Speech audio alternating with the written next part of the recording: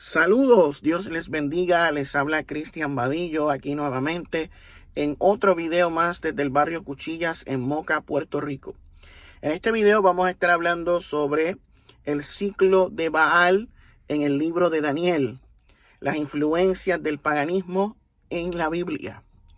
Vamos a estar mostrando lo que nos dice Daniel capítulo 7 y lo que nos dice el ciclo de Baal en los textos ugaríticos.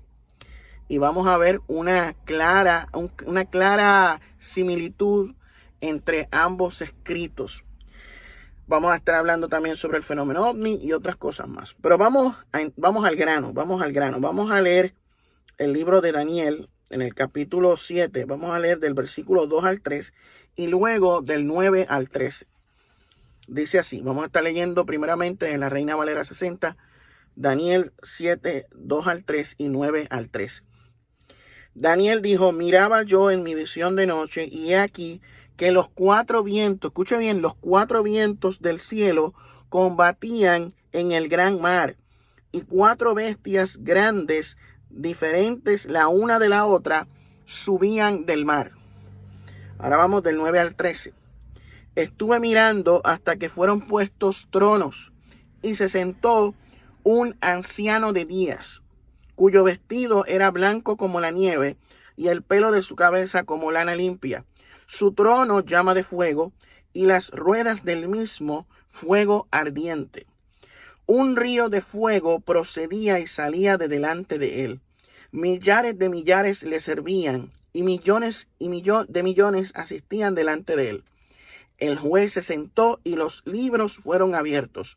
Yo entonces miraba a causa del sonido de las grandes palabras que hablaba el cuerno. Miraba hasta que mataron a la bestia y su cuerpo fue destrozado y entregado para ser quemado en el fuego.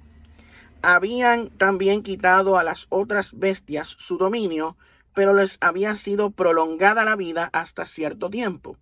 Miraba yo en la visión de la noche, he aquí con las nubes del cielo venía uno como un hijo de hombre, que vino hasta el anciano de días y le hicieron acercarse delante de él. Esto es lo que nos dice la Biblia en Daniel capítulo 7, versículos 2 al 3 y del 9 al 13. Pues, ¿qué sucede?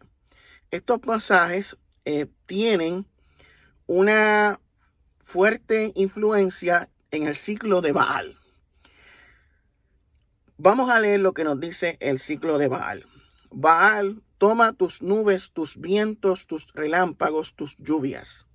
Jam envió mensajeros. Con gran regocijo volaron hacia el cielo, con las fosas nasales dilatadas. Jam se describe como un monstruo marino de 7 cabezas, con 4 nombres: dragón, leviatán, arsh y atik. Los dioses levantan sus cabezas desde los tronos de sus principados. Él, o el Elión, el padre de los años, haré que las canas de él corran sangre, las canas de su barba. Ella puso su rumbo hacia él en la fuente de los ríos, en medio de los manantiales de los 2 abismos. Poned vuestros rostros hacia la convocatoria del concilio, hacia la montaña divina, las tablas de Jam. Mensaje de Jam, tu maestro, de nuestro Señor, el gobernante Naar. Abandona al Dios a quien obedeces, aquel a quien obedeces tempestad. Renuncia a Baal y su séquito, el hijo de Dagón, cuyo oro me apoderaré. Entonces salió Baal, el valiente Baal lo secó. Jam está realmente muerto. Tú, Baal, tu nombre es expulsor de Jam, el dios del mar. Expulsa a Jam de su trono, Naar del asedio de su dominio. Oh aurúgiga de las nubes, oh príncipe Baal. Baal estuvo junto a él, o el Elión. Toma tu reino eterno, tu dominio eterno. O sea que vemos similitudes bien interesantes. ¿Por qué? En el ciclo de Baal se habla, Baal toma tus nubes, tus vientos, tus relámpagos, tus lluvias. En Daniel 7 dice que vio los 4 vientos del cielo que estaban agitando la gran costa, ¿ves? O estaban en el gran mar. Yam es como un monstruo marino de 7 cabezas con 4 caras. En Daniel se menciona 4 grandes bestias que subieron del mar. Y hay un total de 7 cabezas. Los dioses levantan sus cabezas desde los tronos de sus principados. En Daniel se habla de unos tronos y del anciano de días. El padre de los años en el ciclo de Baal, que es el Elión, que viene siendo el equivalente del anciano de días, y habla de las canas de él, habla de un chorro de fuego o un río de fuego que sale delante de él. También menciona lo mismo en el ciclo de Baal y nos dice de que el tribunal vio la sentencia y se abrieron los libros. O sea, el juez se sentó para juzgar. ¿En donde? En la asamblea, ¿ves? Pues en el ciclo de Baal también sucede lo mismo. La convocatoria del concilio hacia la montaña divina, las tablas de Yam. Yam viene siendo la bestia, Yam viene siendo el cuerno que habla en Daniel. Y Yam le pide que abandone al Dios a quien obedeces, aquel a quien obedeces tempestad. Renuncia a Baal, ¿ven? Porque este estaba hablando cosas en contra de los dioses, ¿ves? Del cielo. Que es lo mismo que vemos en Daniel en cuanto al cuerno pequeño, que habla grandes palabras en contra del cielo, ¿ves? De Dios y todo eso. Y que la bestia fue asesinada y su cuerpo fue destrozado para ser quemado en el fuego. Entonces nos dice, renuncia a Baal su séquito, el hijo de Dagón, cuyo oro me apoderaré. Entonces salió Baal, el valiente Baal lo secó y lo derrotó. ¿Ves? Baal derrota a Yam. Y nos dice, y los demás, la bestia le fue quitado su dominio, pero sus vidas se prolongaron por un tiempo. Y sucede lo mismo en el ciclo de Baal. Entonces nos dice, mira, el príncipe Baal estuvo junto con él. O sea, Baal va a donde estaba él, el padre de los años, el anciano de días, que es lo mismo que vemos en Daniel 7:13, de el hijo del hombre que viene y se presenta delante del anciano de días. Y a él se le fue dado el dominio eterno, ¿eh? Y es precisamente lo que sucede en el ciclo Baal, cuando el padre de los años o el anciano de días, él o el Elión, le da el dominio a Baal. O sea, aquí vemos esto mismo, está ahí. O sea, es más que evidente. Y hay otro pasaje de los textos cuneiformes, ugaríticos del Medio Oriente, que son muy similares a lo que nos dice el Salmo 74. Mira lo que nos dice el Salmo 74. ¿Hasta cuándo, oh Dios, el adversario insultará? ¿El enemigo blasfemará tu nombre para siempre? ¿Por qué permaneces inactivo? Interviene y destrúyelo. Pero Dios ha sido mi rey desde la antigüedad y ha realizado actos de liberación en la tierra. Destruiste el mar con tu fuerza, destrozaste las cabezas del monstruo marino en el agua. Aplastaste las cabezas de Leviatán. Le diste de comer a la gente que vive a lo largo de la costa. Abriste la fuente y el arroyo, seca los ríos que corren perpetuamente. Tú estableciste el ciclo del día y de la noche. Pones la luna y el sol en su lugar. Y esto fue escrito 800 años antes de Cristo. Más o menos. Y mira lo que vemos en el texto ugarítico, que es más antiguo que el texto bíblico. Mirar, Anat ve a los dioses, abajo sus pies empiezan a temblar. A su alrededor sus miembros tiemblan, arriba le suda la cara. Los escalofríos sacuden los huesos de cada miembro. Los huesos dentro de su columna se debilitan. Ella habló y gritó: ¿por qué han venido aquí Gupán y Ugar? ¿Qué enemigo se levanta contra Baal? ¿A qué rival se enfrenta? ¿No aplasté al amado de él, Yam? ¿No aniquilé yo a Nahar, el gran Dios? ¿No até al dragón y yo lo até a una silla de montar? ¿Aplasté la serpiente sinuosa, al monstruo de 7 cabezas? O sea, aplasté a la amada de los dioses, Arsha, devasté el toro joven de él, Ataca, aplasté a la loba de los dioses, el fuego, aniquilé a la hija de él, Sábiba, he cosechado plata de mi lucha, me he apoderado del oro. O sea, aquí está hablando de una guerra que hubo con unos dioses o unas bestias marinas. Con Leviatán en la Biblia se le llama Leviatán. Acá se le llama Yam. En Babilonia, los babilónicos también tenían una creencia parecida, donde el dios Marduk derrotó a Tiamat, que era una serpiente, un monstruo marino también, de 7 cabezas, que lo picó en 2, y que de ahí surge el día y la noche, de esa división. Hay otros pasajes de la Biblia donde también se habla de que Jehová derrotó al Leviatán. O sea, esas narraciones, esas historias son prácticamente lo mismo de otras religiones, de los babilónicos, de los sumerios, de los cananeos, que tenían las mismas historias. O sea, vemos los paralelismos, vemos las influencias en la misma Biblia. O sea, y no solo eso, en el libro de los proverbios, el libro de los proverbios en el Antiguo Testamento, tienen varias referencias al libro de Amenenope de Egipto, de la sabiduría egipcia.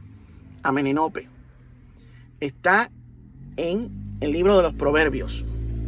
O sea que esto no es algo que yo estoy diciendo aquí al garete, que son invenciones. No, esto es algo que es real y que los académicos y los eruditos y aquellos que estudian las religiones comparadas del Medio Oriente, pues hablan de esto. Esto es real. O sea, en la Biblia vemos adaptaciones de otras religiones. Vemos una influencia de fuentes paganas en textos sagrados de la Biblia, del judeocristianismo.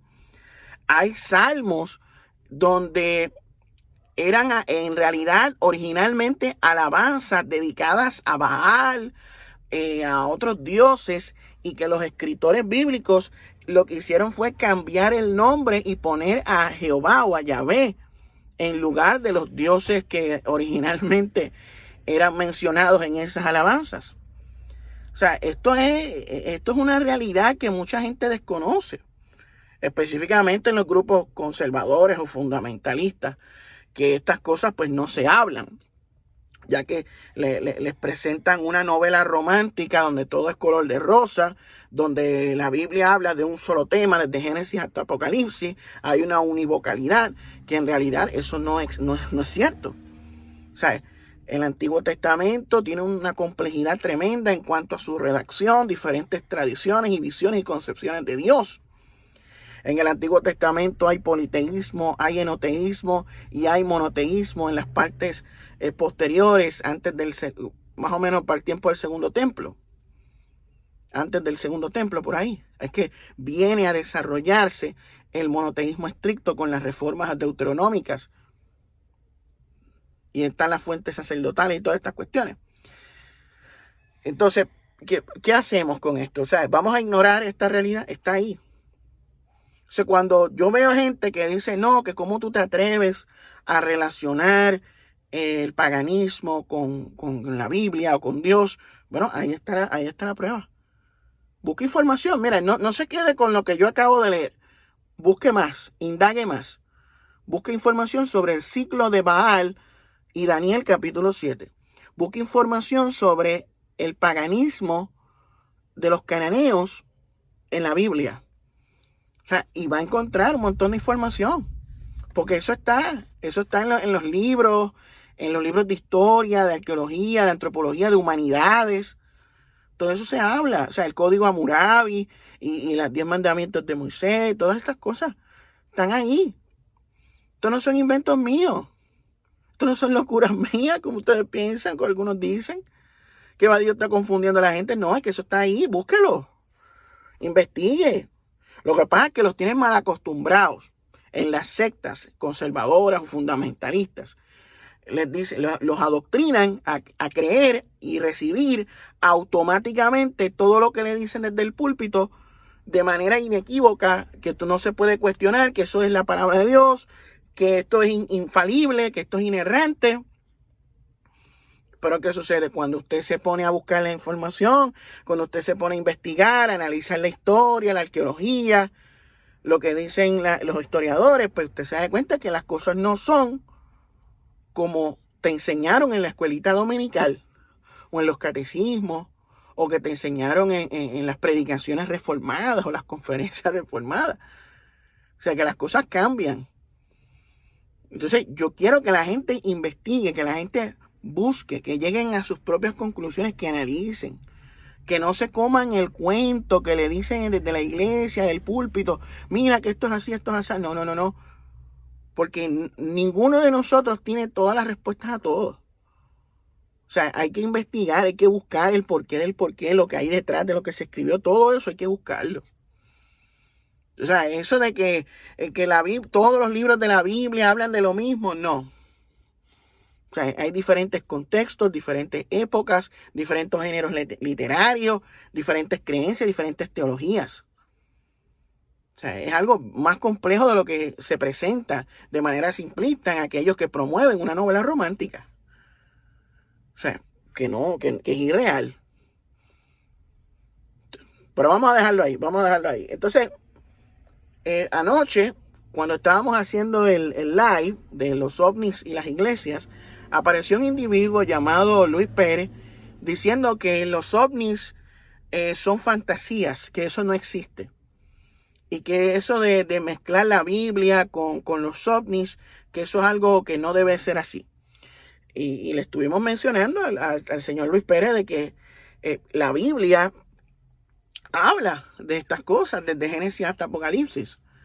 O sea, se habla de la creación del hombre, se habla de las descripciones que da de genética, de clonación, de ingeniería genética en la creación de Eva. O sea, se habla de cuestiones de genealogías. O sea, cuando se habla de genealogías, se está hablando de genética. O sea, se está hablando de ADN. O sea, se está hablando de esas cosas. O sea, yo no estoy hablando de cosas que no estén ahí. Lo que pasa es que se han romantizado todo, se ha cambiado todo, se ha manipulado todo para que se lea la Biblia de una manera espiritual, de una manera simbólica, alegórica. Entonces las cuestiones literales, las cuestiones materiales, pues se rechazan, se desechan, dicen que eso no es verdad, que eso son fantasías, que eso son producto de la imaginación de las personas, que eso es una pésima exégesis, que eso es una exégesis, qué sé yo qué. Pero cuando usted averigua, cuando usted investiga, usted se da cuenta de que, mira, lo que me están diciendo aquí el pastor, lo que me está diciendo aquí el supuesto académico teólogo, no cuadra. No cuadra. Porque ahí habla de un Dios físico. Cuando habla de Jehová en el libro de Éxodo, en varios pasajes del Antiguo Testamento, de la Torá, se presenta a Jehová con un cuerpo físico. Se presenta a un Jehová que no es omnipotente, ni omnipresente, ni omnisciente. Incluso en el jardín del Edén, en el huerto del Edén, vemos que Jehová no sabía cosas que estaba haciendo, que había hecho Adán y Eva. Y tuvo que preguntarle, ¿qué ustedes hicieron? ¿Por qué ustedes se esconden? Pero si es omnisciente, ¿por qué le va a preguntar? Entonces vemos muchas cosas que no cuadran, con ciertos conceptos que se desarrollaron miles de años después. O sea, lo que nosotros creemos hoy es muy distinto a lo que creían antes. O sea, hay muchas cosas que no son como nosotros pensamos, que como nos han enseñado, que como nos han acondicionado, adoctrinado. Entonces, cuando tú exploras estas cuestiones de los dioses, de los seres que aparecían en los cielos, en los mares, en las montañas, pues, y comienzas a investigar lo que es el fenómeno ovni, que precisamente son avistamientos que se dan en los mares, en las montañas, en el espacio, en diferentes partes, pues tú dices, mira, aquí hay como una conexión entre una cosa y la otra. Y entonces tú te remontas al pasado, cómo la gente veía las cosas que se manifestaban en el cielo, que lo asociaban con lo divino, con los dioses. Entonces tú dices, entonces ellos estaban viendo estas cosas que vemos hoy y ellos lo interpretaban de otra manera. De que eran dioses, que entonces ofrecían sacrificios y qué sé yo, dedicados a esos dioses que los protegían. Estos seres que se manifestaban. Entonces cuando tú ves que hablaba que los sacrificios de sangre, las extracciones de grasas, de vísceras, de mierda, de piel que se quemaban de manera masiva en dedicación a los dioses. Entonces vemos en el fenómeno ovni la cuestión esta de la mutilación de ganado, donde los mismos animales que antes eran ofrecidos en sacrificios dedicados a los dioses, pues son brutalmente mutilados por unas fuerzas extrañas que no sabemos quiénes son, con una precisión quirúrgica impresionante, sin dejar rastro, sin dejar huella. Les extraen los órganos, les extraen la sangre, las vísceras y todo eso, los dejan ahí secos, tirados en el piso. Entonces vemos muchas cosas, entonces los avistamientos, y vemos en la Biblia casos de abducciones. El caso de Enoc, que dice que Dios se lo llevó. El caso de Elías, que fue arrebatado por un torbellino de fuego luego de que vieran unos carros de fuego que aparecieron allí. Y Elías vino este torbellino de fuego y se lo llevó al cielo.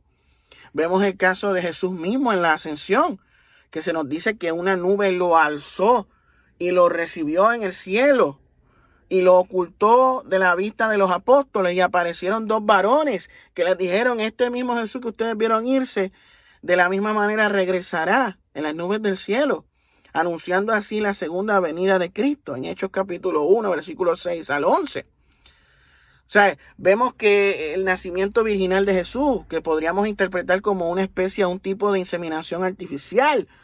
El caso de la transfiguración de Jesús, donde aparece una nube de luz en un monte alto que habla, dice, este es mi hijo amado en quien tengo complacencia, él oíd. Y la apariencia de Jesús cambia, se convierte en luz, en algo impresionante. Y aparecen Elías y Moisés hablando con él. O sea, son cosas que están en la misma Biblia. Dios se encarna en la persona de Cristo, de acuerdo al cristianismo. Jesús es el Hijo de Dios. Y a la misma vez es un Salvador, el Salvador de la humanidad, y que fue enviado por el Padre. O sea que Jesús es un enviado del Padre. Jesús es un Salvador extraterrestre, porque Jesús dijo, mi reino no es de este mundo. Jesús habla de que en la casa del Padre hay muchas moradas, de que Él iba a irse a preparar lugar para aquellos que creen en Él, y que cuando Él regresara iba a tomarlos a Él mismo. O sea, está hablando de cosas que no son terrenales, está hablando de cuestiones de otro mundo, de otra dimensión o de otro lugar en el universo.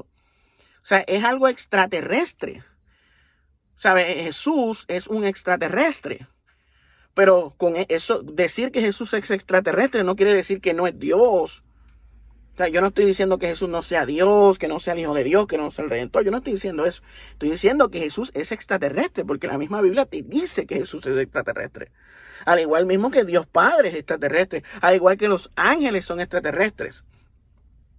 Tú sabes, y no podemos decir, no, que los ovnis y los extraterrestres no tienen nada que ver con la Biblia. Es la misma vaina. O sea, es la misma vaina. La misma Biblia te habla de que existen otras creaciones, de que existen otros seres vivientes. te habla de principados, de potestades, te habla de ángeles, serafines, querubines, un sinnúmero de cosas.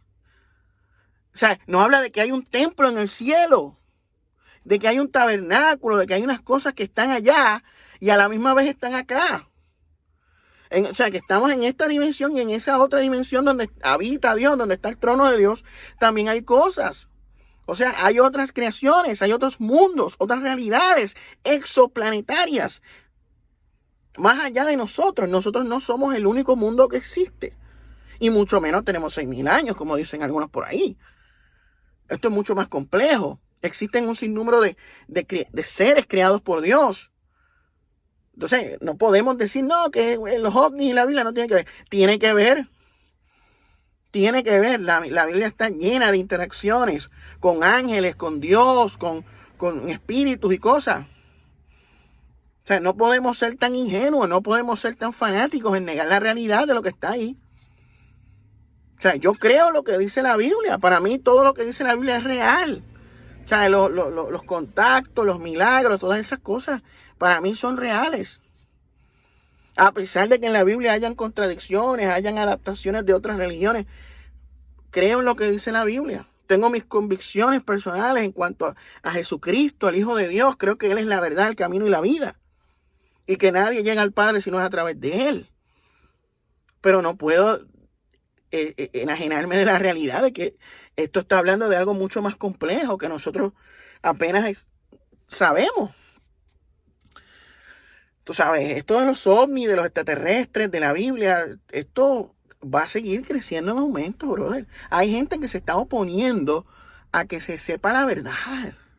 Entonces, ahí ya tú te das cuenta de que estas personas que se oponen a que se hable de estos temas, estas personas no les interesa la verdad. Ellos quieren permanecer engañados, quieren permanecer dentro de sus sistemas, del calvinismo, de la teología reformada, del pentecostalismo, de la iglesia arminiana, todas esas cuestiones. Ellos quieren permanecer ahí. Y ¿cómo se dice? Y digerir la propaganda, la narrativa, la novela romántica. O sea, ellos prefieren quedarse ahí, no ir más allá, porque si van más allá, pues ellos dudan, su fe mengua. Entonces, ¿qué clase de fe tienen? Porque si es fácilmente desaparece por hacer preguntas, pues entonces no tienen fe. La fe debe ser puesta a prueba, nuestras convicciones deben ser puestas a prueba. Debemos poner a prueba lo que creemos. No podemos creer de manera ciega. Tenemos que pensar y entender lo que creemos. O sea, el apóstol Pablo habla de alabar en el Espíritu, de creer con el Espíritu, pero también con el entendimiento. O sea, no podemos convertir la fe en simplemente creer de manera automática y ciegamente, sin ningún tipo de prueba, sin ningún tipo de evidencia. No, tenemos que basar nuestra fe en cosas que son reales, en cosas que se pueden demostrar, en cosas que se pueden probar también. No, pero es que la fe es la certeza de lo que se espera, sí, pero también hay elementos de la fe que deben ser corroborables, que deben ser demostrables. ¿Ves? Ciertas cosas que dan a entender que lo que tú estás diciendo podría ser real. ¿Sabes? Porque entonces todo el mundo sería creyente en fantasías. No. Y quería dejarlos con eso, los voy a dejar con eso. Voy a terminar ya este video. Me dejan saber en los comentarios qué opinan sobre esto que acabamos de mostrar aquí en relación al ciclo de Baal y Daniel capítulo 7. Probablemente mañana domingo o el lunes estemos grabando otro video o estemos en vivo, depende cómo esté la cuestión, cómo estén las circunstancias. Así que nada, esto ha sido todo por este video. Este fue Cristian Vadillo reportando desde el barrio Cuchillas en Moca, Puerto Rico. Me despido, nos vemos hasta la próxima. Me voy.